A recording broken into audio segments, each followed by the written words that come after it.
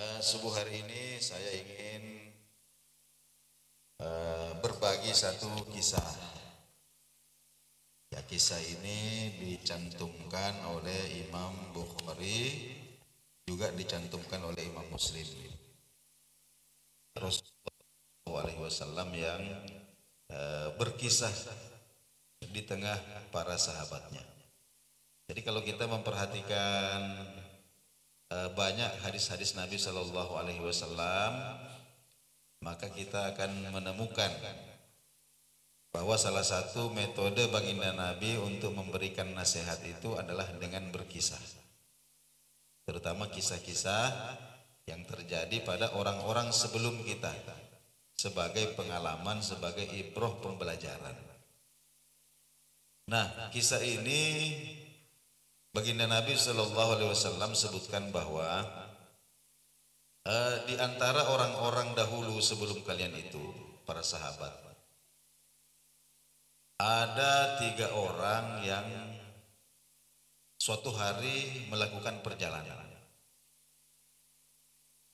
Di tengah perjalanan itu terjadi hujan deras. Hujan deras sekali, mungkin mirip seperti hujan diserui, tidak kaleng-kaleng. Hujan deras, lalu ketiganya ini berteduh di dalam satu ceruk batu, katakanlah goa begitu. Berteduh di dalam goa, menanti hujan reda. Hujan belum reda, terjadilah sesuatu yang tidak pernah mereka sangka-sangka. Ada longsoran yang jatuh dari atas bukit, di antaranya adalah sebuah atau sebongkah batu. Batunya ini besar sampai bisa menutup pintu goa. Pas, tidak ada celah sedikit, tertutup pintu goa.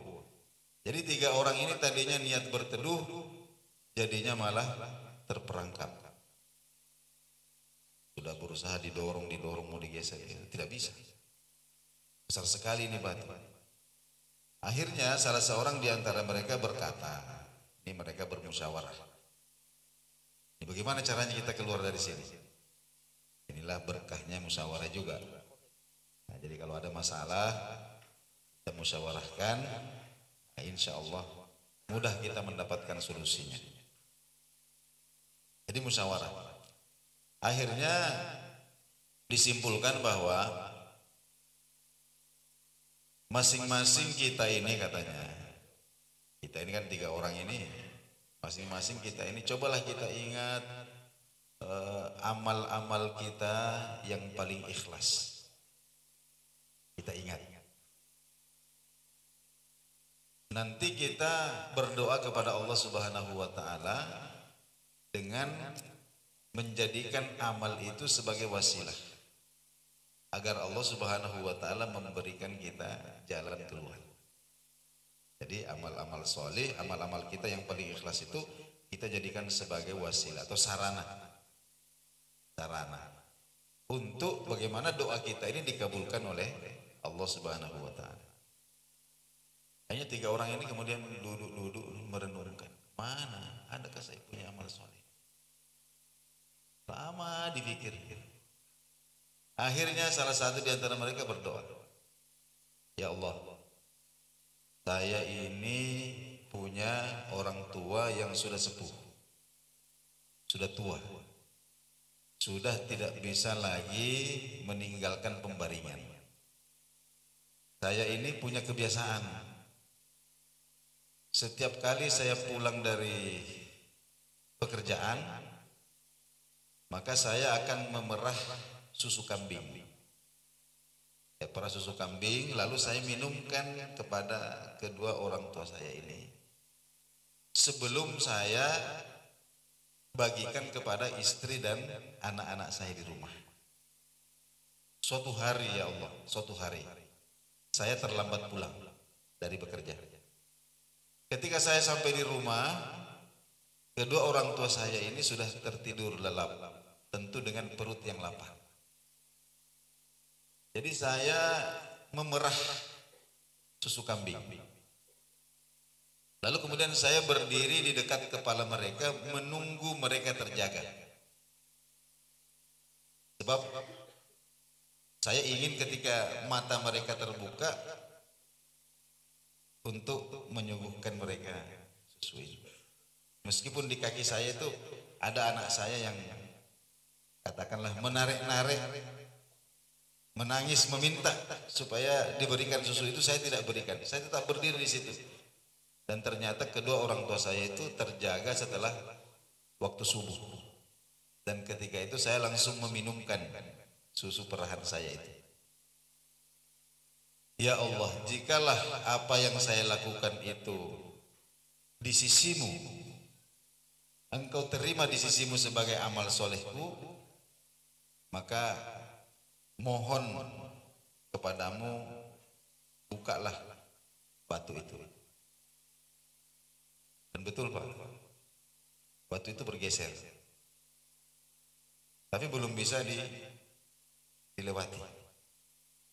Giliran orang yang kedua.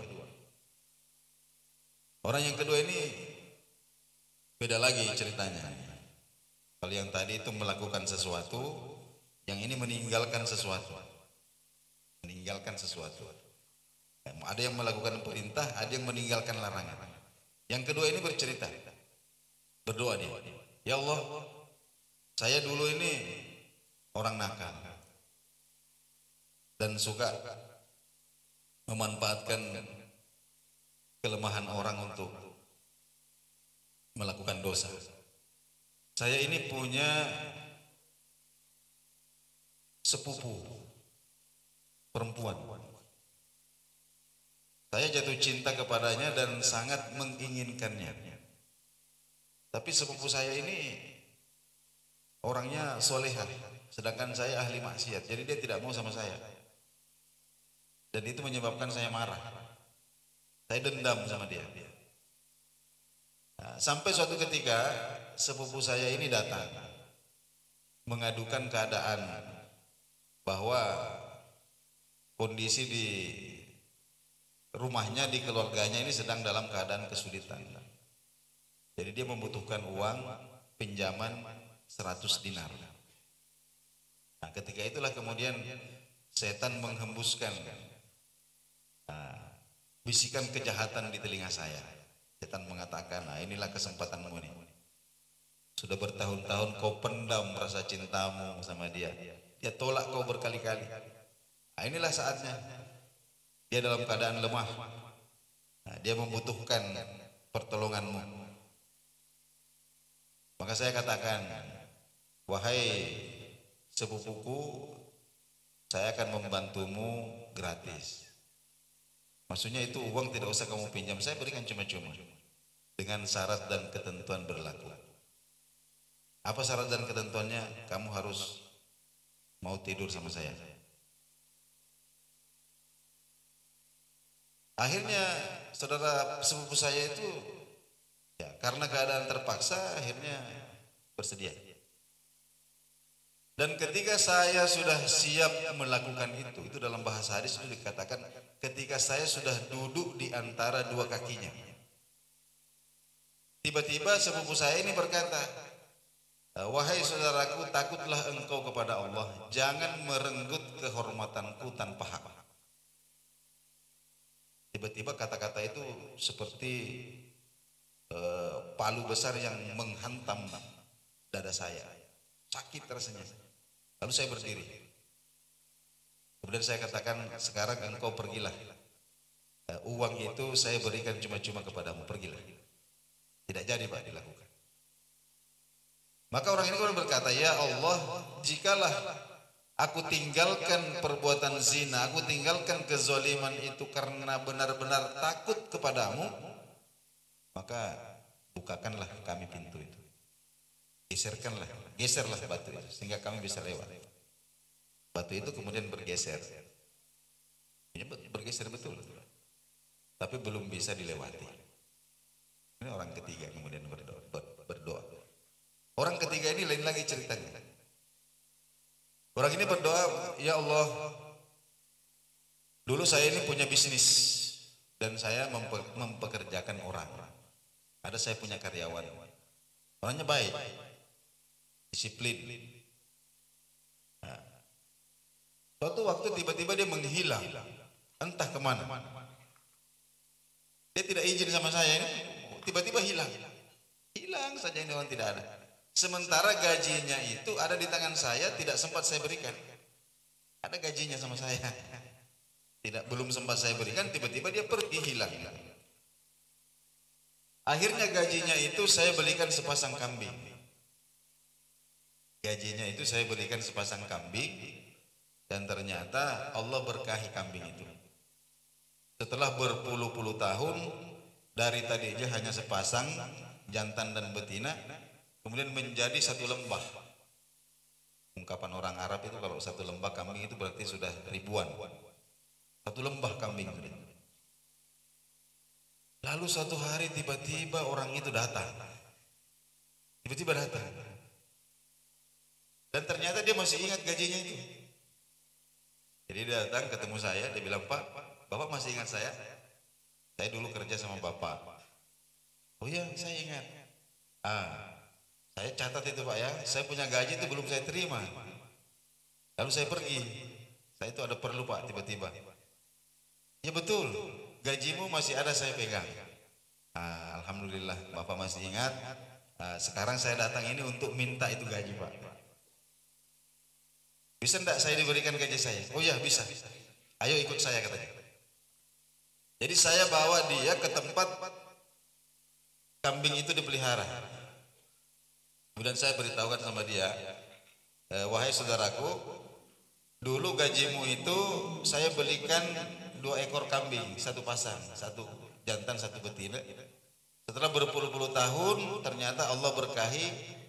Jadi gajimu itu sekarang sudah jadi satu lembah. Kambing ini kau punya semua ini."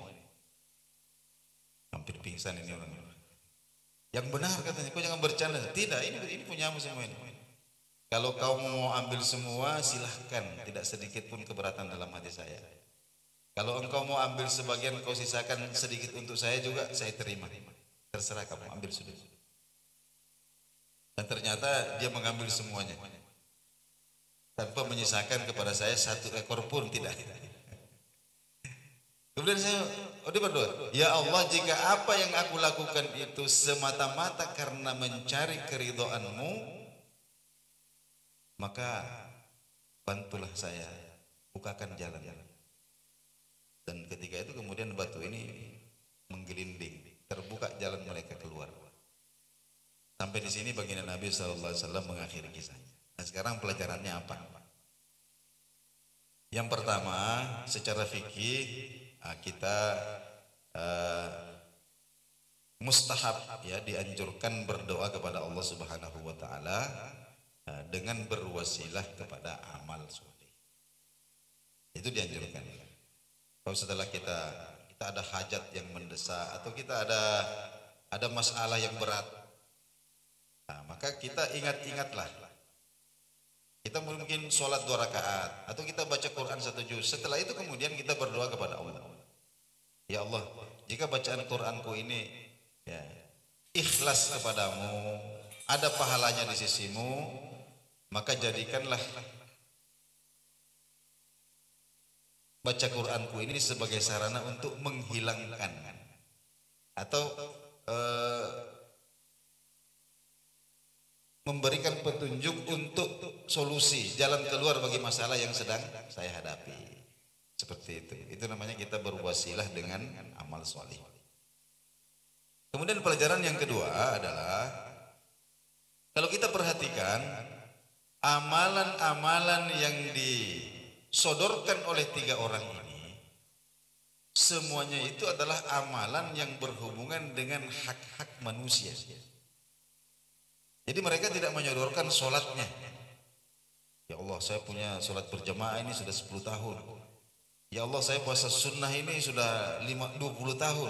Ya Allah, saya punya." Tidak. Jadi ibadah-ibadah yang mereka sodorkan kepada Allah ini bukan ibadah mahdhah, bukan ibadah individu, bukan ibadah yang sifatnya pribadi, tapi ibadah yang ada kaitannya dengan hak orang lain terhadap dirinya. Kalau kita ingat-ingat, yang pertama itu adalah kewajiban anak berbakti kepada orang tua. Ada hak orang tua yang harus ditunaikan. Apa itu? Yaitu memelihara mereka di saat mereka ini sudah renta, berlemah lembut dengan mereka di saat mereka ini sudah papa, sudah tua. Kalau kita lihat tadi itu, beliau itu sampai berdiri di dekat kepalanya memegang gelas susu itu sampai subuh. Padahal seandainya tidak ada kelemah lembutan di dalam sikapnya itu bisa saja dia bilang, Pak, Bang, bisa saja begitu. Tapi tidak, dia tunggu orang tuanya ini sampai subuh betul-betul bangun sendiri baru diberi. Ini kelembutan. Itu hak orang tua kita di saat mereka ini sudah menua. Kita perlakukan dengan lemah lembut. Itu yang dipandang oleh Allah Subhanahu wa taala itu. Itu yang pertama. Yang kedua adalah hak seorang wanita yang mesti dijaga kehormatannya. Hak seorang wanita yang mesti dijaga meskipun dia sudah memasrahkan, menyerahkan dirinya. Betul-betul kita kuasai sepenuhnya. Tapi di situ masih ada nurani yang paling dalam kemudian mengatakan, jangan kau robek sesuatu yang Allah haramkan, jangan kau buka sesuatu yang Allah kunci tanpa engkau tunaikan haknya. Di situ dia meninggalkan sesuatu itu karena takut kepada Allah Subhanahu wa taala. Ini juga terkait dengan hak. Dan yang ketiga ini adalah hak pekerja. Orang-orang yang bekerja kepada kita. Begitu juga sebaliknya, kita yang bekerja ini menunaikan kewajiban kita kepada majikan kita, kepada orang yang mempekerjakan kita, pihak yang mempekerjakan kita. Ini timbal baliknya ini sama saja. Jadi ada hak kewajiban antara yang mempekerjakan dan karyawan. Ada hak dan kewajiban.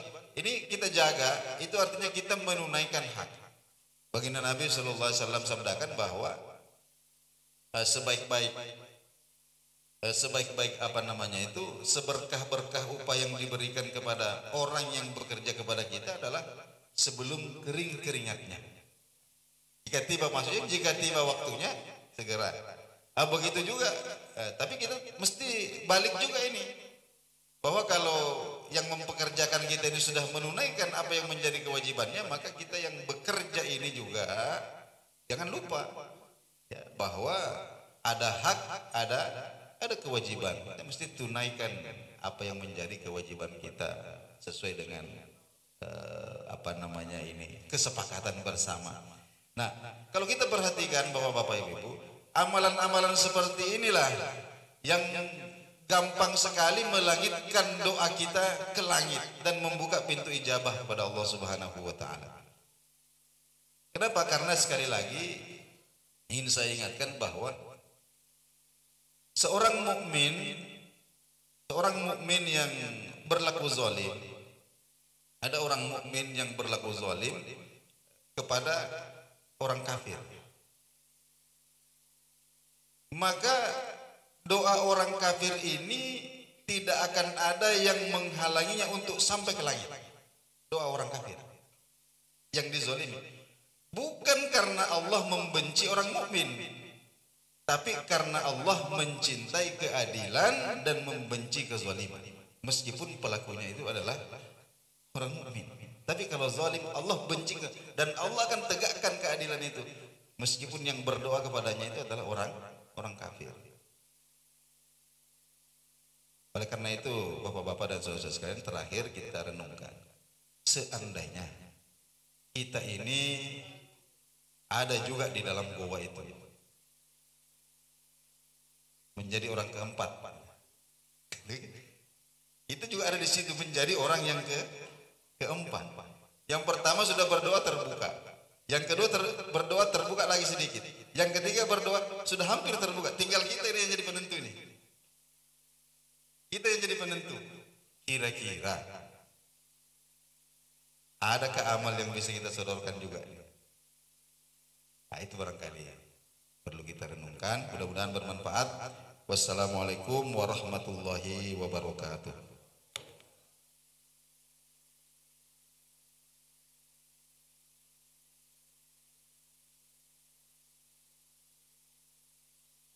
Masya Allah, sudah kita dengar bersama dari yang disampaikan oleh Pak Kiai. Mungkin dari jamaah ada yang ingin bertanya atau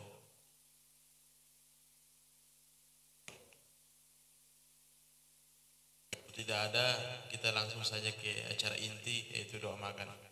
Akan dinikmati apa yang telah disiapkan oleh ibu-ibu Jumat Berkah. Terima kasih ibu-ibu.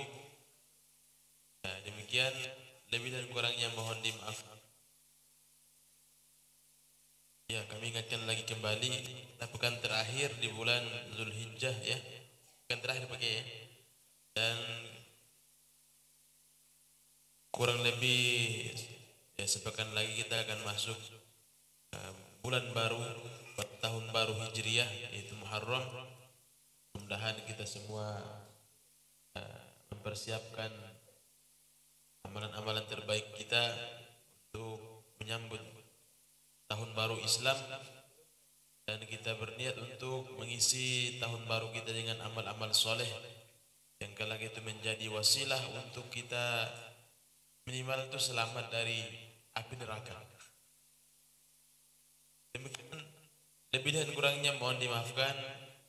Mari kita tutup dengan kafaratul majlis. Subhanakallahumma bihamdika asyhadu an la ilaha illa anta astaghfiruka wa atubu ilaik. Assalamualaikum warahmatullahi wabarakatuh.